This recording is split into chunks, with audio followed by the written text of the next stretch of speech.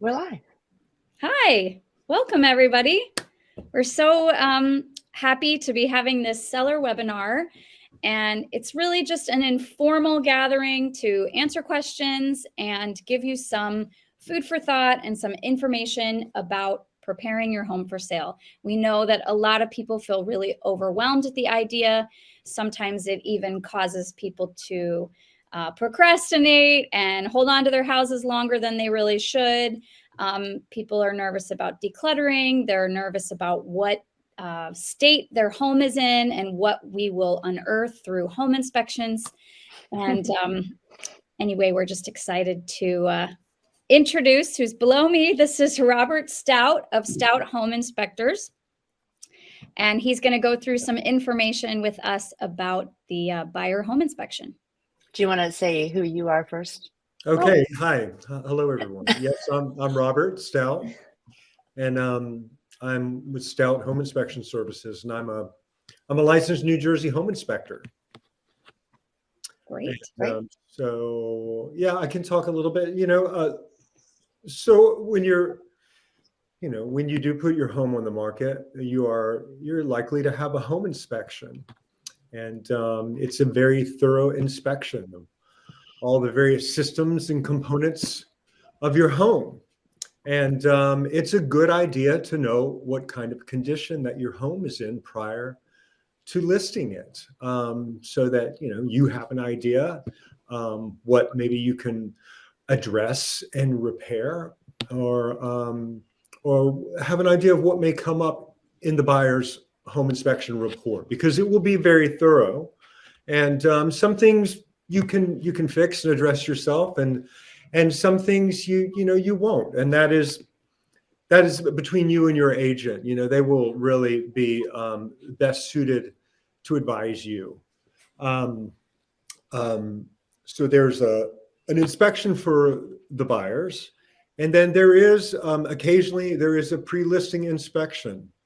And if it is a pre-listing inspection with a written report, it's a very thorough inspection, the same as the buyer's inspection.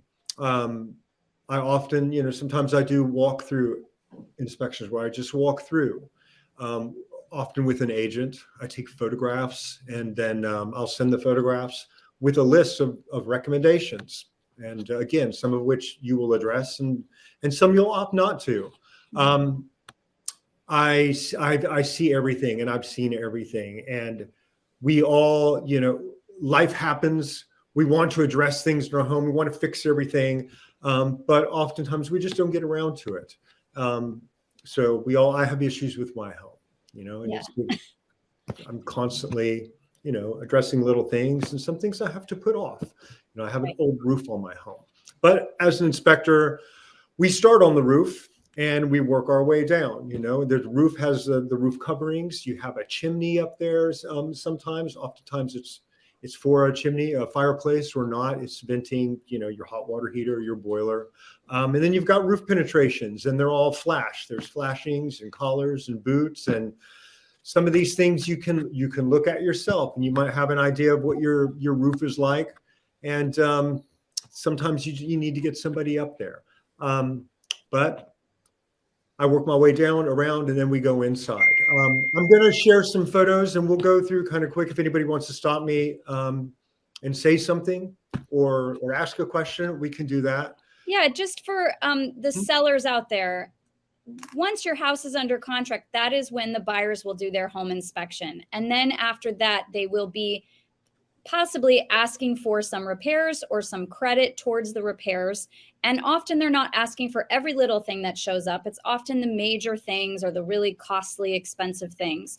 And we like to talk to, we want Robert to kind of share with us what some of those things are that might come up, and possibly what, if you were to do a pre-inspection, what you would become aware of, and then what you might want to fix ahead of listing your home. You don't have to fix anything to list your home, but you might want to, knowing that, for example, if we find an underground oil tank in your yard, we're going to want to pull that before we list your home. So there are going to be some examples, and we'll talk through that as he goes through the slides. But feel free to put any questions you have in the chat, and we'll try to answer them as they come along. And And Bonnie, as- I think also another thing to point out is that these pre-inspections are a little bit case by case basis. We were talking about this earlier. I think that, and we sort of internally, we even, disagree, because that's the beauty of our partnership, is we all have different opinions. I would say if you've owned your home for, under 10 years, maybe under 5 years, you might not need to do a pre-inspection. I think that a pre-inspection is really great for the homeowner who's been in their house for a couple of decades, is concerned about deferred maintenance, and who has, hasn't had a home inspection in a longer time, so that they can really have that peace of mind going into the transaction, knowing that they've really taken care of any of the big things. That's right. Right. And while Robert brings up his presentation, I just want to say hi to Linda and Betsy, who are here from Curated Spaces and who will present after Robert. And this is all also for anyone who is watching this, even if you're not planning to sell your home anytime in the near future. Everything that all three of these people are going to share will be useful for you just in terms of your living, everyday living. So I think it's valuable no matter where you are in your stage. Okay, Go ahead, Robert. And one more thing, real quick, sorry. I That's failed to introduce our team, just so everybody knows who we are and what our names are. I'm Bonnie Ramsey. You guys can go ahead and introduce. You point. I don't know which way, who's which way. I'm Kelly Lombardi. Backwards. There we go. I'm Kelly Lombardi, also with Tandem Real Estate Group. And I'm Susie Adamson. And Betsy and Linda, if you want to just say hi real quick. Hi, I'm Betsy Cahn. I'm Linda Thibodeau. Okay. Thanks for joining us. Happy to. Okay. Well, I'll pull up some pictures here. Great. Okay, let's see if I can get this to work. Yep. Okay, all right. That's my company there. That's why we practice. Okay, so we're going to start at the roof, and again, this is an old 3-tab shingle roof, but you may want to look at your roof if you feel that you need a roofing professional to come over, maybe do some repairs of slipping shingles or damage that you can see. I would recommend that. These are plumbing vents. They come out of your roof. Oftentimes I will see damage to plumbing vents. Here you see a plumbing vent with damage. There's an old roof with moss. And when I see this, I'm going to pay special attention when I get into the attic, because I may see rot of the roof sheathing. And sorry, is it okay if I interrupt? Or if Yeah, you of course. comments? Yeah. So for our sellers out there who are reviewing this, if you have a roof that is old, that is, a buyer cannot ask for a credit or repair just because something is at the end of its life. If there is damage or it's actively failing, that is where they're allowed to ask for something in most transactions. Right. Okay. Flashings. You will have this around your chimney. It's typically metal. Sometimes it's been covered with tar. And this is something that I recommend. Take a look at your chimney. If you have, if you see that you have some missing mortar, every now and then we need somebody to repair the top of the chimney. Cracks open up. You get water inside it. In the wintertime, it expands and it deteriorates your chimney. It's better to do this maintenance annually, semi-annually, and to avoid deterioration of the chimney, because then you're talking, it's even more work. So preventive maintenance is recommended. More chimney defects, flashing defects to the chimney. Let's see here. Yeah, it can get kind of ugly.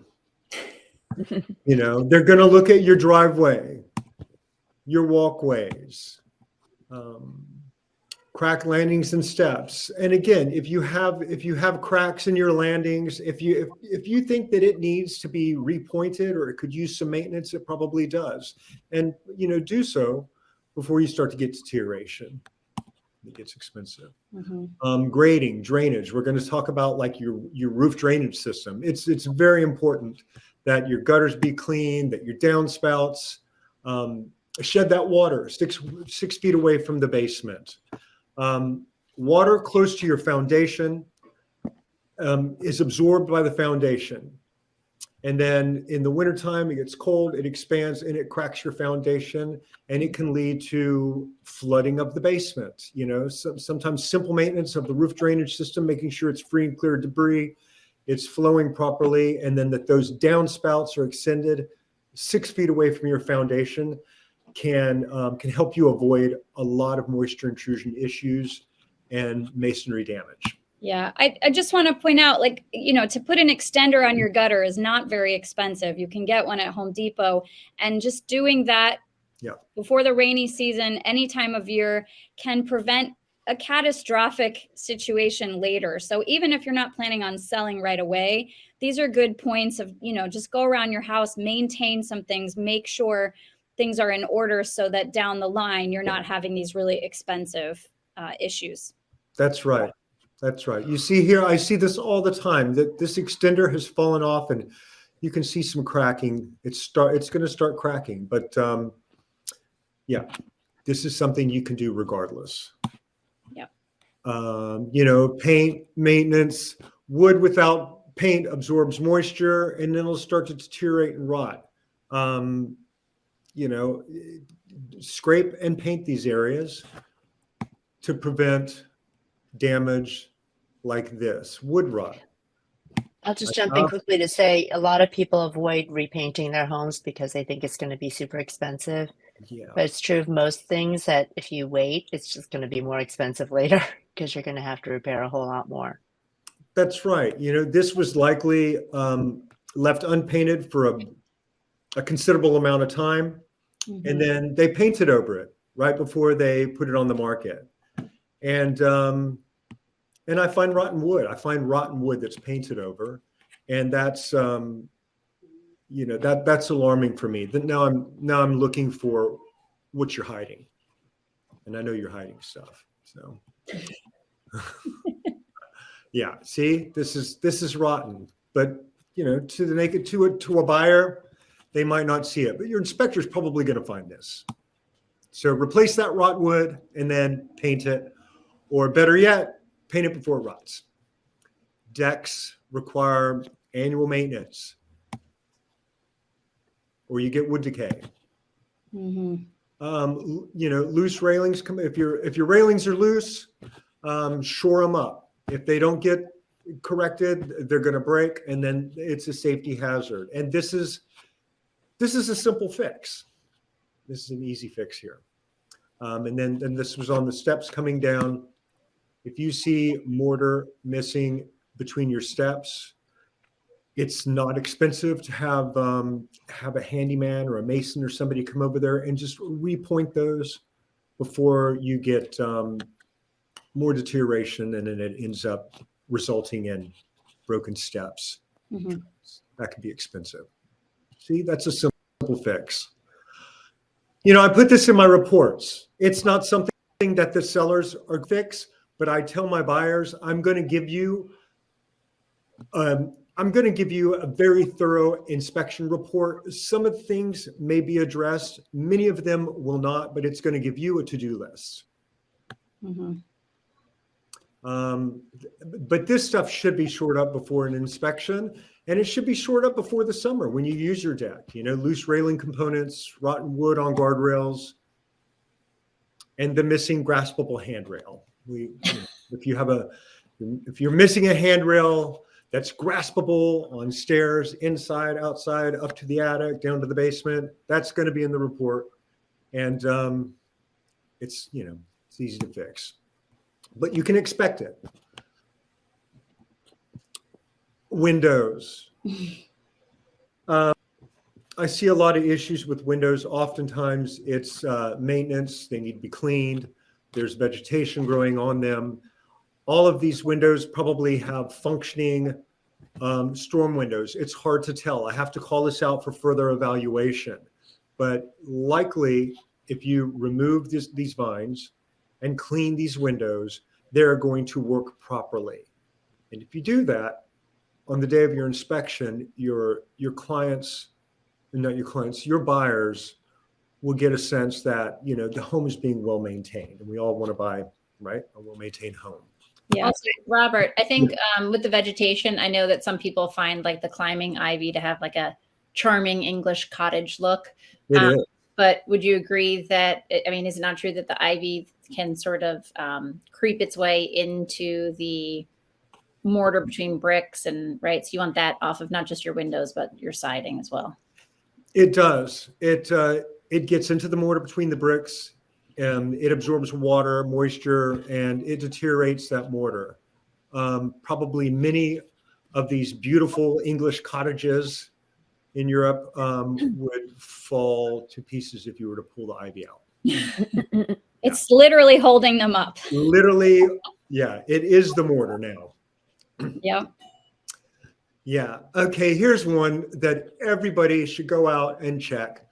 Do you have soil up against wood? Do you have basement windows that are framed in wood and you have soil up against them? Oftentimes the landscaper will come by and they will mulch, and they'll mulch right up to the glass and they'll cover all that wood. And that's an environment that's conducive to wood destroying organisms, termites. And that's how they get in and get into your sill and get into your floor joists. And in the springtime, everybody wants to walk around their house and look to see if you've got little mud tubes coming up your foundation. If so, knock that away. That's how, termites cannot just crawl like ants do. They have to be in soil. They have to have mud tubes, or they go from the soil to the wood. So you could probably eliminate a lot of your problems with termites if you were just to keep the soil away from your wood. Yeah, storm doors, make sure your pneumatic closers are working, that the wind chains are on, they're attached. And this door is in really nice condition, but there's door bind and it's just a hinge. And I will often on my inspections, find a door that doesn't close properly, and I'll just tighten up the hinges myself, and then it works fine. So get a screwdriver and check your hinges, check your hardware for loose screws. Again, weather stripping. This was just as simple as not even replacing the weather stripping, just taking a couple little pieces off of the door, sticking it back up there and reassembling it. Mm-hmm. But it gives the appearance, when all of this is intact and proper, that this home has been well maintained. This person really cared about their home. Here's another one. If you have a condenser, if you have an HVAC system, you're going to have a condenser, and it's going to have insulation on the refrigerant lines, and oftentimes it's damaged or missing. You can replace this yourself. Again, gives the impression that you're maintaining your home. You have vents on your hot water heater. You have vents on your boiler or HVAC system. Look at them, see that they're in the right, they're at an upward angle, and check and see if they're corroded. If you have corrosion on your vents, you may have high humidity, but you quite possibly could have backdrafting issues, which are a safety hazard.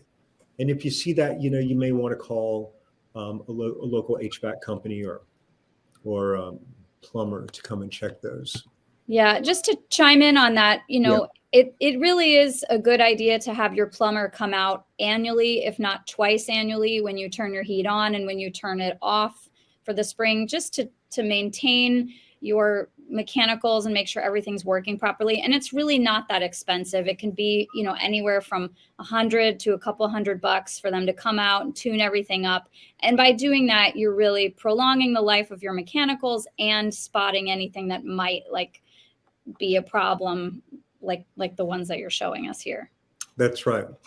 Preventive maintenance can save you money in the long run. This is an undersized vent. It's a 3-inch vent. They need to be 4 inches. That's a simple correction, but that's going to be called out as a safety hazard, and you could have backdrafting issues, and this could be hazardous to your family. So, simple correction. The vents of your bathrooms, of your dryer, I often see that dryer vents are clogged. And that is a safety hazard. It's a fire hazard. But also these vents get painted. And when they're painted, they're heavy. And these louvers will not open when they're painted shut. And sometimes when they're not painted shut, but they have heavy paint on them, they will not open. They need to be light. And that's simple to just replace the vents on your bathrooms and your dryer. Some of our homes didn't have, exterior GFCIs. That's a ground fault circuit interrupter. And it's a good idea to update, get these replaced with GFCIs. And definitely, before the inspection or expect it in the report. Panels, take a look at your panel. Is it corroded? Is it old? Do you have missing knockouts like this where you could stick your finger in there? If you feel that your panel needs to be evaluated by a professional or an electrician, it does. Good point. Yeah. If you have an idea that this needs to be looked at, have it looked at. Yeah. Yeah. A legend, if the electrical panel doesn't have a proper legend for all the breakers, I put that in my report. That's that's on your to-do list. I put a hyperlink in my report that takes you to a site that shows you how to do that, and get a bottle of wine and yeah. Are you literally flipping breakers and seeing what turns off and then penciling it in the little legend there? Is that how you do that? That's how you do it. Yeah. Yeah, that's right. That's right. So, Date night. Yeah, turn everything on in the house and start flipping breakers and run around the house and go, oh my gosh, that breaker not only is connected to the outlets in your dining room, they're also connected to the light in your son's bedroom upstairs. And these things happen. All these homes have, electrical mysteries. Yep. But double tap breakers, this is a common one. And that's going to be in a report for further evaluation. And, one, depending on the breaker, but typically there's, one circuit per breaker. It's a fire hazard. If you have an old fuse panel, that's going to be called out as, an antiquated system. And it's a pretty easy fix. Expect it or have it corrected prior to your buyer's inspection. Missing cover plates. Oh my God, I see so many missing cover plates. If you have junction boxes, they need cover plates. If you have, there's a junction box, it needs a cover plate. This is an easy one too. Yeah, cover plate, I have to put in my reports, qualified professional, but, Home Depot, baby. You could probably do that. Yep. Outlets, electrical plates, it doesn't seem like a big deal, but when I was a kid, not only did I change the fuses in the electrical panel, in hindsight, that was crazy, but, I stuck my fingers everywhere, as kids do, they put their Lego toys in they hide them, right? Put covers on this stuff. You have a hanging junction box, this is stuff. You can look around your house and see this stuff and make a list. GFCI protection, we recommend those now on appliances and basements, in garages, close to sinks, in the kitchens. Can you just quickly explain what GFCI is? Just in case someone doesn't understand what that is. So a GFCI is a ground fault circuit interrupter. And it measures the disparity of the current flowing in and the current flowing out, right? And if there is if there's a major disparity there, then it will trip that outlet before it goes to the fuse box. Nowadays, we have a lot of appliances with circuit boards, right? They have brains now. And if you have let's say your brand new dryer plugged into an outlet like this up on the left, and it does not have a GFCI, and you have like an electrical surge in your home, it would trip this outlet. But if you don't have a GFCI, it will go into the appliance, and it could damage your new $1,500 dryer. If you had it in a GFCI, your dryer would be fine. So these are needed anywhere where there's water, like in bathrooms and garages and things like that outside. That's right. And where you have appliances like washers and dryers. Yeah. Mm-hmm. Okay, you can get a tool to check this, but I find this sometimes where you have outlets that are wired improperly. Reverse polarity is one that I often see, where you will have a positive and a negative wire crossed. And this is a hazard, because this outlet now is always electrified and you can shock yourself. Your hot water heater, I put the age in, but that's just something that's going to be in your report. Do you hear your hot water making noise? It might be full of minerals. It can be banging and knocking. They're going to say that's at the end of its useful life. Do you have corrosion on the top of your hot water heater where the connections are? If that's the case, that's at the end of its useful life. And that also may be a backdrafting issue. So, check the age of your hot water heater if you can. And if it's beyond, maybe 15 years old, 12, 15 years, it might be close to time for a hot water heater replacement. The older the hot water heater, the longer it'll last. Mm-hmm. Well, I mean, honestly, these things nowadays are manufactured to fail.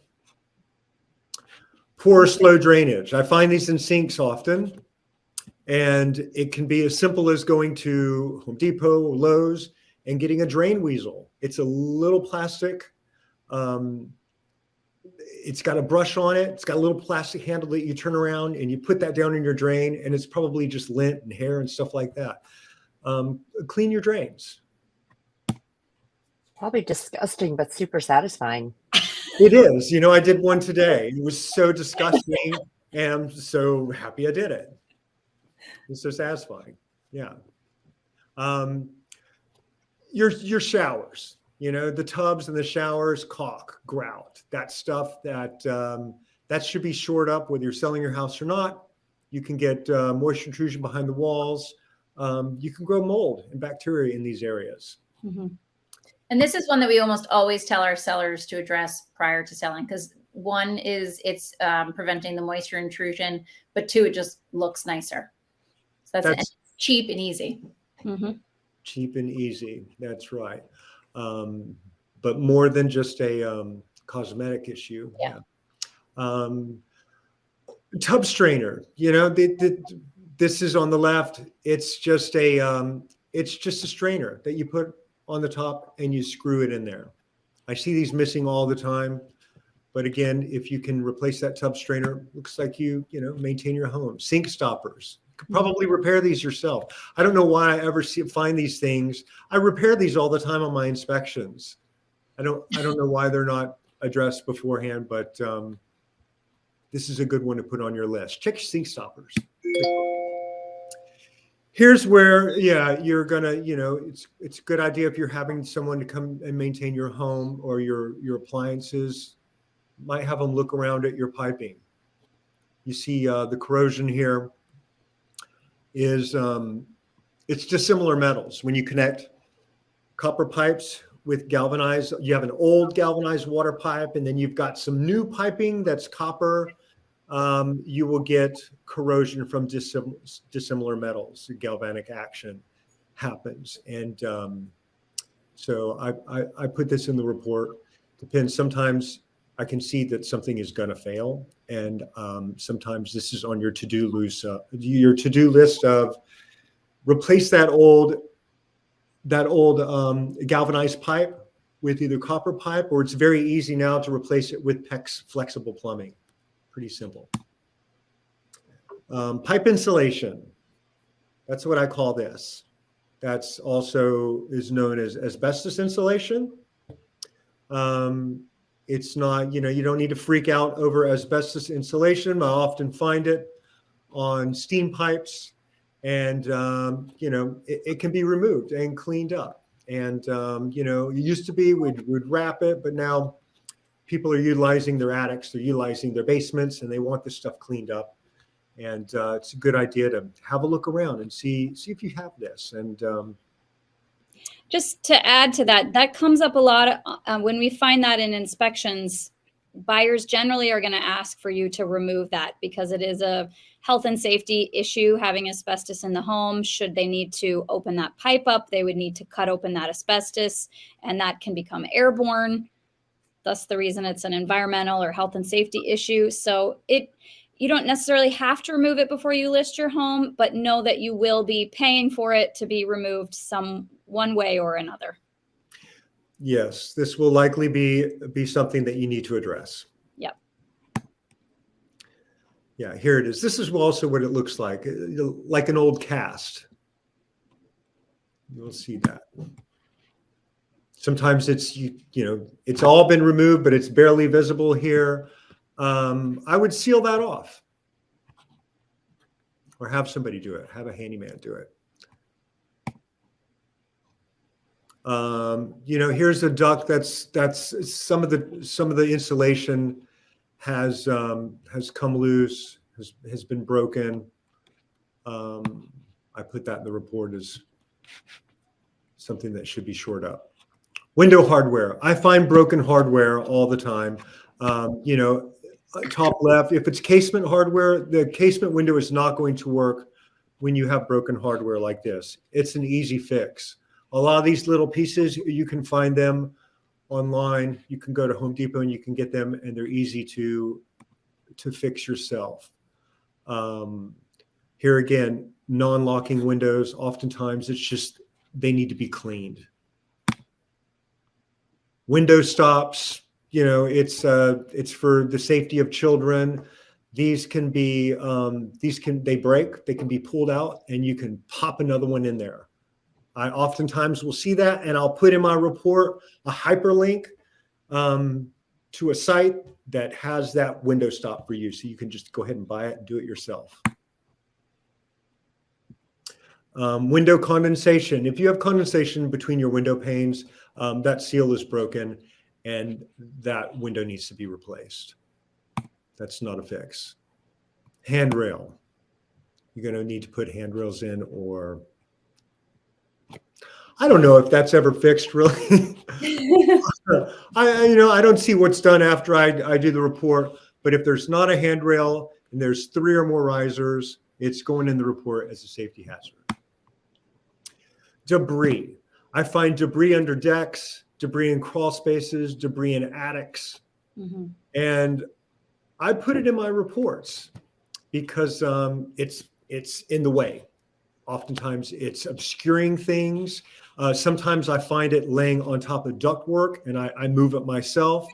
But to have somebody come, to have Greg Hall's Junk come and remove debris is it can be expensive. It could be $200 for a little bit of stuff. So buyers are generally going to want debris removed also when we do our final walkthrough on closing day. If you've left behind a lot of junk, like this, or in your attic or under your deck, they're going to ask you to remove that. So you might as well, when you're decluttering, which we're going to talk about later, you might as well, with the dumpster or the bagger, whatever you're using, just go ahead and get rid of that stuff. That's right. Remove debris, declutter your home, and then do an inspection yourself first. Yeah. And we do have a very reasonable junk removal guy. So if you ever need that resource, let us know. Okay. Insulation. We're looking at what kinds of insulation, the depth of the insulation, if it's properly installed. You might want to have an audit of your home. You might want to have an installation professional come and take a look yourself. Don't walk around in attics like this that don't have floors. Only a qualified professional should do that. Yeah, oftentimes insulation is shoved down in the soffits, but you actually want those soffits free and clear, because attics, if they're not finished, they do need to ventilate. So you want the air coming in through the soffits and ventilating. Mhm. Exhaust systems. This is one I find all the time. The bathrooms vent into the attic, that they do not terminate to the exterior. And I'm going to call that out. And that's just exhausting all of that moist air up into the attic. And that can create a lot of problems with mold and deterioration of the ceiling in the bathroom. So check that. Regardless of what your prior inspector said or didn't say, if you have a bathroom exhaust, check it and see if it's terminating on the outside or if it's just exhausting all that air in your attic. I love this. This is making me want to run upstairs right now. Yeah, see, here's oftentimes there's no pipe, but they managed to put a pipe on it and just left it laying there. So that's a bathroom exhaust terminating in the attic. So I could show you another 1,000 pictures, but that was 73. That kind of gives you an idea. That's a good start. That's for sure. Yeah. I think the great thing about all of this information, Robert, is, I think it can be very overwhelming to think about doing an assessment of your home and fixing all these things. But as we said in the beginning, you don't have to fix any of it. However, when you do fix a lot of these small things, even simple things like the tub stopper or a diverter or things like that, it just gives buyers the indication that you're taking good care of your home. It's also stuff that you should take care of just because it's going to cost you more down the road if you don't. So I never knew that like masonry cracks were important to take care of, because when water gets in and it freezes, it separates it even more and makes that, little crack 10 times worse. Mhm. So all of these things will just keep you from having to spend more money down the road. And it just can save you a lot of money in inspection issues, simply because you've given the indication to buyers that you have, as we said, taking good care of your home to begin with. So it can cost you less in the beginning than it will later on. Right. And just to add to that, a lot of buyers, and we have a lot of young buyers now who are coming out purchasing their first homes, they may see something and assume that it's very expensive to fix. Like maybe it's a simple thing like the grout around your tub, which really costs maybe $5 for a tube of grout or caulking to put in there. And if you fix it, then they never have to think, oh my gosh, that's probably hundreds of dollars to fix that. And those things add up when a buyer's looking at your home or when a buyer's doing their home inspection.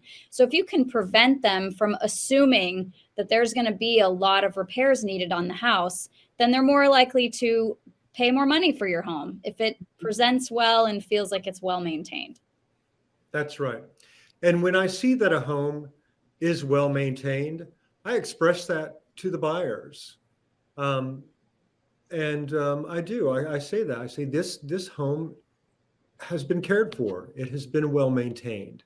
Mm-hmm. All homes require maintenance, ongoing maintenance, and you will be repairing things.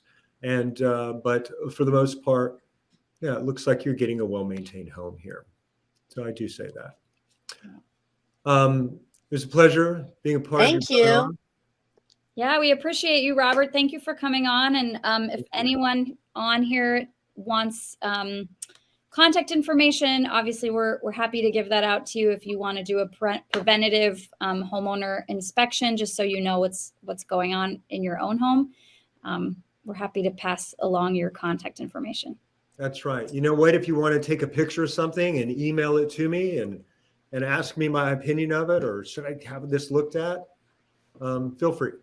It's our own Bob Vila. Thank you, That's a Robert. good We really appreciate it. segue. Yeah, it's a great segue to Linda and Betsy, because what they're going to talk about also is just an indication. It's a great shortcut to potential home buyers that you're taking good care of your home. So all of us have clutter in our homes. All of us Yes, we struggle with do. this. I'm going to call Linda and Betsy soon. So if you guys want to go ahead and share with us your screen. I'm Okay. going to stop. Bye-bye. Yep, here we Okay. go. Thanks, Hi, Robert. Robert. Good evening. You too. So do you guys see the share your screen button? Yeah. Oh, yeah. Yep. Great. Some of our pictures are a little prettier than what he was showing. I'm I feel sure. like I need to run around my house now, though. And Okay. Now, see us in infinity here. Okay. Should we start the presentation? sure. View. Okay. Can you see it? Yep, looks great. Okay. This happens to us often. I'm the clutter fairy. I'll come back. I'm going to need a much bigger wand. We usually find, actually people think their situations are worse than they are, Right. but they're usually, they do get out of hand.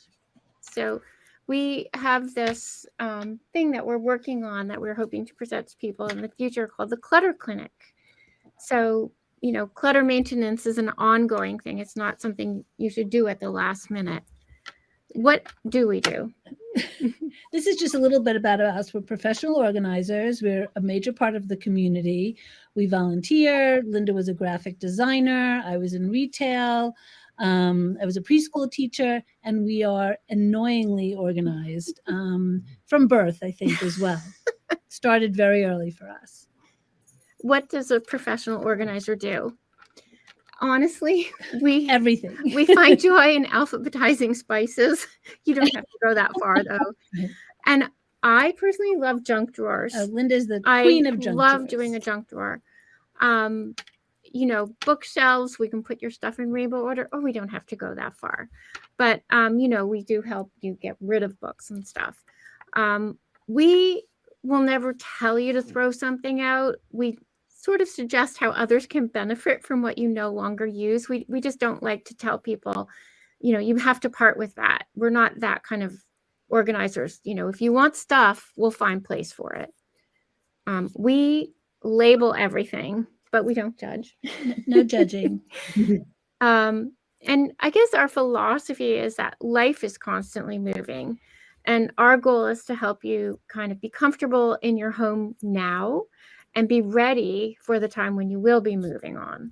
So that's not a last minute thing.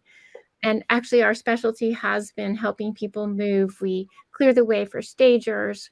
We have a packing system so that, when you get to your new place, everything's more organized, which also helps with unpacking, which we also help with. And then some very interesting clutter facts. Did you know that people spend 1 hour every day looking for things, for missing items, which doesn't sound like a lot of time, but when you think about it, an hour a day for a week, seven hours looking for stuff that you can't find. 80% of paper never gets looked at again. And I am the queen of printing things out. So I have to work on that one. And you can reduce your chores by 40% if you had less clutter. So think about that before you put something down that you're never going to use again. If you don't know where something belongs, it belongs in this drawer. Everyone has one. Yep. Go ahead. There you go. There are 3 types of clutter. There's physical clutter that we're all very aware of. And physical clutter results from you have more stuff than you have space. It's a lot, and you have no system to organize all this stuff. And that's what we help you do. We help you get all your stuff into a system of some sort. And it's a system that you have to be comfortable with. So we actually work with you so that you know where your stuff is. It's not just it's pretty or it spins around so it looks nice. It has to be something that you're going to use. We want you to be able to maintain it. But then there's something called emotional clutter, and this is connected with memorabilia. For instance, your kid's artwork, your grandma's china, old photos. That stuff is very hard to unravel. It results from emotional attachments to things, feeling guilty about getting rid of those things. We find so many, wedding presents that are still in the box. And then they say, well, my aunt gave me this and, I can't get rid of it. Like you're going to be struck by lightning or something. No, it's okay. Someone else will use it. Or they're afraid, maybe so-and-so will come over and see that I don't have this out, or I'm afraid, superstitions, all these things. Emotional clutter is very difficult to unpack. And the third type of clutter is calendar clutter. We are extremely overscheduled. We have ineffective time management. Oh. And we mistake being busy with being productive. We're running around, but we're not really getting much done. So now that we've stressed you out with all of these facts about clutter, and these are the reasons, these are stumbling blocks that you can't even start getting organized. This is what's stopping you. So things that stop you because of these 3 kinds of clutter is you're overwhelmed. You don't know where to start, and you feel like you have so much stuff and you have no time to deal with it. Indecision. What should I keep? What should I give away? Do I throw it away? Do I donate it? And we're really big on trying not to put stuff in the landfill. So we're very big on finding places to donate stuff so that maybe that'll make you feel a little better about giving your stuff away. Another stumbling block, as we mentioned before, is guilt, which we went through. And then the last stumbling block is, oh my God, I don't have time for this. And it's going to take so long, because I think everyone is looking at the entire house as a to-do. Okay, so here are the strategies. This is how we work. Physical clutter, we break it down into 3 steps. Empty everything out. It is going to look so messy when we do this. But there is a reason for the mess. Right. We empty everything out, and then we sort it into 3 piles: keep, donate or sell, and toss. And also, when you empty things out, you realize how much you have of everything. So oftentimes when we're doing kitchens, we'll find at least 5 things of cinnamon. Right. So because it's been hiding at the back. Right. But when you see it all out, you're like, oh, I didn't realize I had that. Then there's a system. This is the biggest part, is how do you put it all back? So what we do is we make zones. You've probably seen that on TV, but it's really a good way to organize things. So in a closet, obviously, you're going to have a place for your shoes, your handbags, your pants, your shirts. In a kitchen, you'll have a place for different meal types, appliances, backstock. And then no matter where you put things, not necessarily so much in a closet like this, but you label everything. So if we have a bin of, pasta that has sauce and, noodles and all this stuff, it's going to say pasta. Or, we'll have breakfast items. So labeling is really important, because everyone in the house can then know where things go, theoretically. Did we mention labeling? We're big on labeling, and big labeling too. Yeah, like this was a kid's art closet. And, she could just take all that stuff out and then throw it back in the thing. It didn't have to be neat, but once they're in the containers, it's neat. And then the image on the right is our moving system. We color code rooms and put these big dots on the boxes. And then we make a master list for you. And we're very detailed about writing what's in the boxes. So on moving day, when the movers have, boxes and they're going back and forth, and you see like a red dot, up kitchen, pink dot, kids' bedroom. So it's important to label your box as well. It really helps on the other side for the movers, especially, because sometimes they just put stuff down wherever they want to. And this is like, they can see color. Yeah, not necessarily see the writing on the box. When we supervise moves, we put the dot on the door of the room. So, anyways, strategies for overcoming emotional clutter. You really have to look at yourself and look at your stuff as well, and say, who gave it to me? What if I had to get rid of it? What's going to happen? Why am I keeping it? When am I going to use it? And how is it adding value to my life? things have changed. I remember when I was growing up, I wanted my grandmother's china. So my mother saved her china and my grandmother's china. And then you know what? I ended up with like 900 pieces of china that I don't use. And it's hard to let go because but you're not letting go of the memories. You're just letting go of the physical stuff. And if you're not going to use it, then you shouldn't keep it.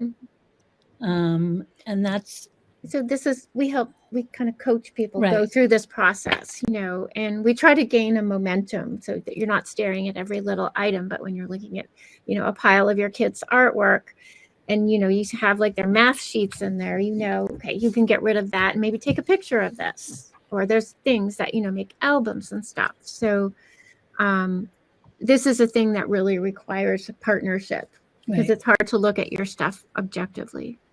For the things that are of value, do you have like resources of where they can sell an auction? Yes, we have resources that can either help you sell your items, or we also have someone that can give estimates and appraisals.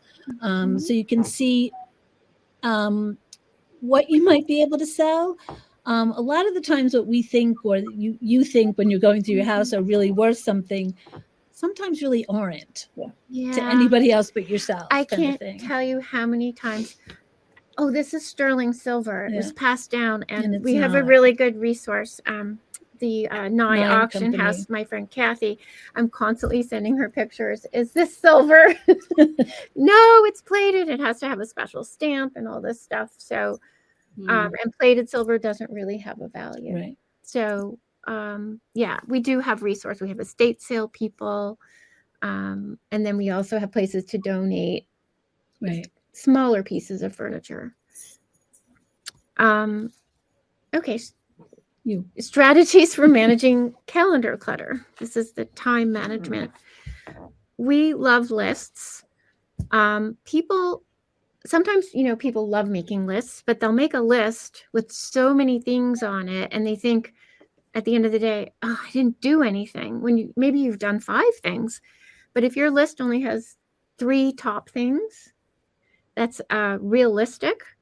Then you feel like you've actually accomplished something. But when you write too many things, you feel that you didn't do anything.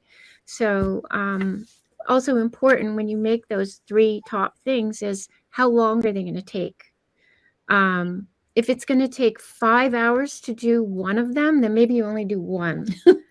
Or, you know, if you want to do 3, you have to make it manageable so that those 3 things are going to take like an hour each if you have that time during the day. And also, just most importantly, be realistic. You know, start with small things. Maybe you do 3. A drawer. Yeah. Do just your shoes. Mm-hmm. Do the entranceway to your house, which is Shirley has a lot of shoes up there. And then if that gets cleared, then next time do something else. You'll feel more satisfied when that happens. Oh, here's some examples of work that we've done. This is a basement. Often we do a lot of basements because people just hate their basements if they're messy. So, and you know, it's something, it's not fun to do, although for us it is. This was the before. It was kind of a dumping ground for a lot of things, especially after the pandemic started to lift. You know, this was a study area, but then things just got put down there. We created this little space out of, this is actually this space right here is now this, for when their youngest daughter, who still loved to play with Legos and do crafts and stuff. So we made her space manageable and labeled everything. And this is a bookcase in a teen's room, and she just wanted to be able to actually use what was on the shelves. So it's just really just going through everything and rearranging a couple of things. We gave her a couple of baskets so she could hide a couple of things, but she knows what's in them. And now it's just more comfortable for her, and she feels she can do her homework in her room as well as just hang out. Yeah, she had anxiety when she walked in there and saw like the shelves, because that's where she sleeps too. And it just looked like a mess. And we love, you know, figuring out kinds of containers, you know, what's best for every situation. Garages are also something that's a little overwhelming for people to do. they can very easily become dumping grounds. And there's a lot of big things that have to go in garages, like big garbage cans. And we try to create access to everything. So shelving is really important. There's also some great hanging systems that we use.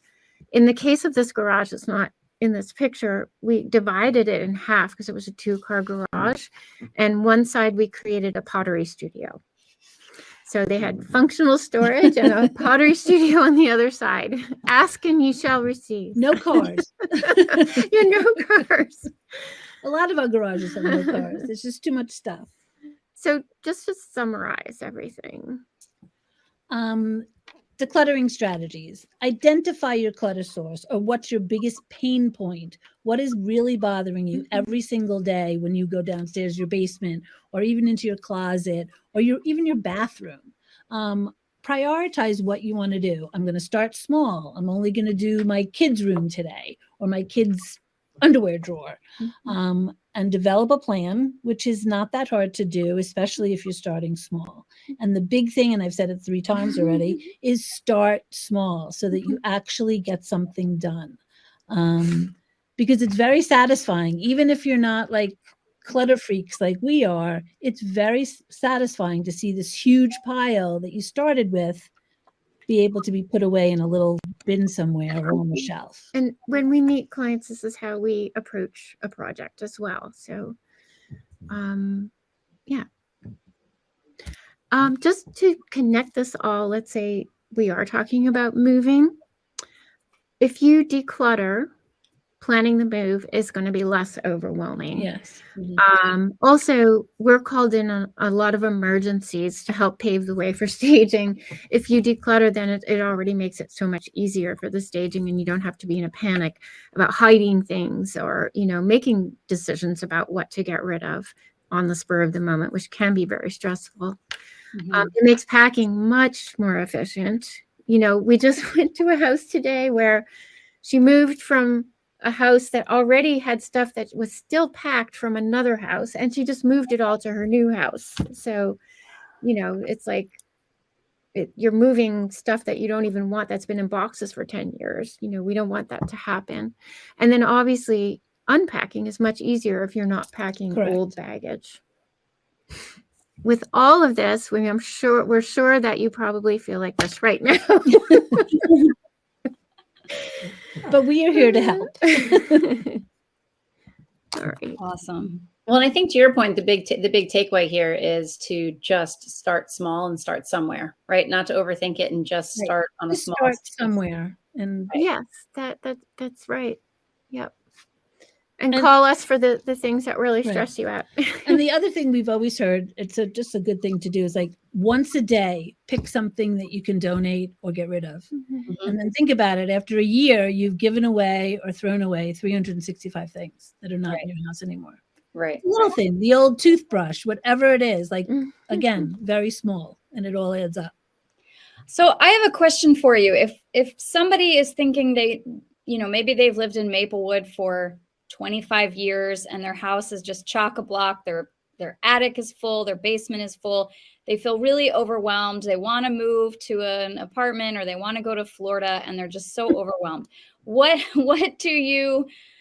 How does it work? Will you come in and give them a plan? Would you break it down for them into small chunks? Like, give us just an ideal scenario of what would happen if they called you in. Yeah, so we'll go through the house with them room by room on a consultation. And we'll figure out also what needs to be done, if there is staging that needs to be done, what the timeline is. And then we figure out also what it's going to be hard for them, what the hardest parts are. And then we also try and figure out what we call homework. What can they do when we're not there? And what do they need us to help coach them through? Or what can we do that they don't have to even, touch? And we come up with what we call an action plan. And sometimes we need to come up with a calendar if there's very tight timing, for instance, or even if there's a month. It's like, by now, this room should be clear. This should be in storage, or this should be ordered a pod or a bag store, or whatever it is. So with some clients, we need to help them with the timing of everything. And then we give a huge list of resources, and sometimes we help connect with if you're going to have an estate sale. Do you need a junk person? Which places are going to take donations? Right. That's actually one of the hardest things, Right. because when you think about the charities that donate furniture, they're donating it to very small apartments. Mhm. And so they won't take a big, wood break front that was your grandmother's because it's too big for these apartments. So those are really hard to get rid of. And those are very hard decisions to part with, that sometimes the junk guy has to take away. And, you don't want to make the person feel bad that this beautiful piece of furniture is no longer useful. So we really do try to help manage where that goes. Usually by the end, people are so exhausted. They're like, get rid of it. Take it. So, We try to take them step by step. And then some people like to take our action plan and they can do it on their own. But most of the time when it comes to the moving, it's like, okay, we'll do this much. And then they give the other half to us, kind of thing, which is also a way to, to work it all out. So you're not doing everything yourself. Yeah. But we do plan it out for them. And well. we really try to help as much as we can. So we're really good at looking at a room and saying, this is going to need 20 boxes, 20 mediums, 2 smalls, whatever. And we bring the materials with us. So, because we're good at shopping for that, because we've done it so much. So, that's even hard for people to figure out. So that's amazing. You'll show up with the boxes, everything. Yeah, all the product. And we get really good prices. The South Orange storage place has really good box prices. And, we all the packing equipment. Here's a really good secret. The best packing material for China in the kitchen and stuff is doggy wee wee pads. They're cheap and cheerful and really effective. Yeah. Oh, wow. So you just wrap the dishes in those because they're padded. And you wrap them in paper, you wrap them in that, and you just, rather than using bubble or foam, or which is expensive. Yeah. So, and then we're very careful about, certain China you have to stand up. If it's plates, you can't stack them. So, or any kind of plates. So, and then we also try to alleviate when the movers come, they'll pack the garbage in the garbage can, Yeah. So we try to make sure that there's not stuff like that happening as well. So it sounds like you'll do any size job, from like a spice drawer all the way to getting people packed up and house packed. Yeah. I've moved quite a bit in my life, and I always say to our clients, based on my own experience, you have probably, you have to get rid of about 80% of what you have. People think like they don't have that much stuff, but don't you find that when you pull it's things amazing. out, it's amazing how much more we all have than we think, right? Or so many duplicates of stuff, like strainers, and you have 3 pots that are exactly the same, that to boil eggs or whatever. It's like you don't even realize, because you see a new one you buy, you don't throw out the old ones or donate them. We also take the donations as well. Like I have VVA come to my house if they, so it's a double kind of a pickup. We can do it at the client's house as well as, so because we've had people take stuff back. Oh, if we learned that quickly. We left our garbage bags, and we put donations in clear bags, and we came back the next day and everything was out of the bags. So I couldn't give it away. I'm like, uh-oh. So now we take it. We saw that with the client of ours that you worked with. Yeah, exactly. We removed. Oh, you can't lift that. We're taking it. Yes. That's very smart. Yeah. Well, I can't wait for you to come to my house. I think this just proves the point that, when you're overwhelmed, there's people to help you. And it's really always worth the fee to just bring people around you that know what to do and how to do it efficiently, effectively. And you guys are an amazing resource. Thank you. Thank you. We're grateful to have you local. A really good point you make, though, is the value of a service like this, or like what the home inspector gives, is so important, because people do think they can do everything themselves. And then it gets, to the point where moving is so emotional and stressful that, it then becomes clear that you did need that help. So realize that early on is important. Yes. And on that note, we do have a program that will help you should the cost overwhelm you, right? Bonnie, did you want to talk about Yes. that? So we just wanted to share quickly. We are part of Compass. That's our brokerage. And Compass offers this incredible program called Compass Concierge. And basically, it is a service that will give you money. It's a soft pull on your credit, and they will give you a loan that you can have for up to 12 months as you prepare your home. And you can really use it for anything. You can use it for curated spaces. You can use it to pay for boxes. You can use it for a hotel for the weekend, so you can leave so that these lovely ladies can get to work. I mean, really, the list goes on and on. You can, pull up carpet and redo hardwood floors and paint your home. And it is an interest-free loan. And you're allowed to take up to $25,000 so long as you have that equity in your home. We've had a lot of clients utilize this service. They use it to stage their homes or to pay for anything. And the return is really incredible. It enables you to use that money. And then when you close, the proceeds from your house pay off that loan. So you don't have to liquidate anything or worry about what money you're going to use from where. You can keep your money where it is. You use these funds to get your home ready to sell. And then at the proceed table, that money is just returned through the Compass Concierge program. And Bonnie, I think it's important to point out that there's no, correct me if I'm wrong, like approved vendors for this program, right? Like there's other Correct. brokerages that they try and have a similar program, but there's actually approved vendors that you have to use. In this Yep. program, it's right. You basically have access to the funds, and you can pay or do whatever you want with the money that you pull out. Yep. And if for some reason you don't sell your home or you change your mind, you do have to pay that money back, obviously, but it is interest free. And it's quite easy. We have seen and heard about lots of other programs and from other brokerages, and they really make it difficult. There's a lot of red tape, and you're only allowed to use certain vendors. But with this program, it just gives you so much flexibility just to get your house ready, and you don't have to worry about that extra stress of paying for everything. Yeah, it's really a no-brainer. And even if you have the money, which a lot of us don't, sitting around, it's a good idea just because our money isn't worth as much as it was before. So it's depreciated, as someone put it yesterday. It's a depreciated asset. Why would you take out money that you put in for $1 and now is only worth 75 cents when you can just get the interest-free loan? So it's a great resource everybody should use. Yeah, and just to kind of put it all together, when people are looking at your house, they want to see that it's well maintained. They want to see that your closets are organized and not overstuffed with things.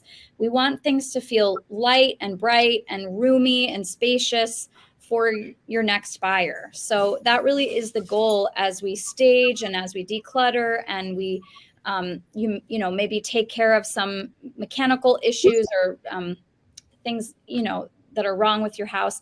We want it to present in the best possible way. And there's a lot of stats that prove that the return on investment is quite high. Sometimes you can get 4 times the amount back that you spend on preparing your home to list.